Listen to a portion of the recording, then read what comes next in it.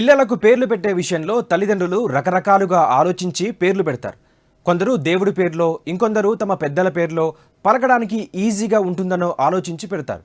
మరికొందరైతే ఆ పిల్లలు పుట్టిన చారిత్రక సందర్భాలకు తగ్గట్లుగా పేర్లు పెట్టుకోవడం చూస్తుంటాం.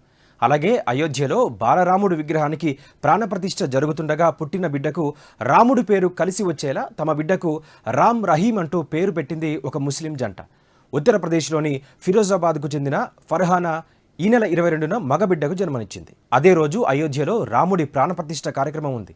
దేశమంతా అయోధ్య రాముడి విగ్రహ ప్రతిష్ఠ సంబరాల్లో మునిగి ఉండడం, ముహూర్త సమయంలోనే తనకు నార్మల్ డెలివరీ కావడంతో పుట్టిన బిడ్డకు రాముడి పేరు పెట్టుకుంటున్నట్లుగా ఫర్హానా చెప్పింది. రామ మందిరంలో బాలరాముడి విగ్రహానికి ప్రాణప్రతిష్ఠ కోసం నిర్ణయించిన ముహూర్తం దివ్యమైందనే భావనతో దేశవ్యాప్తంగా పలువురు గర్భిణీలు పట్టుబట్టి కరెక్ట్గా అదే టైంలో డెలివరీ అయ్యేట్లుగా సిజేరియన్ ఆపరేషన్ చేయించుకున్నారు. కొంతమందికి మాత్రం ముహూర్త సమయానికే నార్మల్ డెలివరీ అయింది.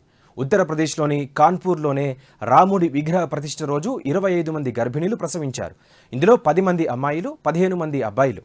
అబ్బాయిలకు రాముడి పేరు, అమ్మాయిలకు సీత పేరు కలిసి వచ్చేలా పేర్లు పెట్టుకున్నారు. అందరూ ఆరోగ్యంగా ఉన్నారని వైద్యులు తెలిపారు.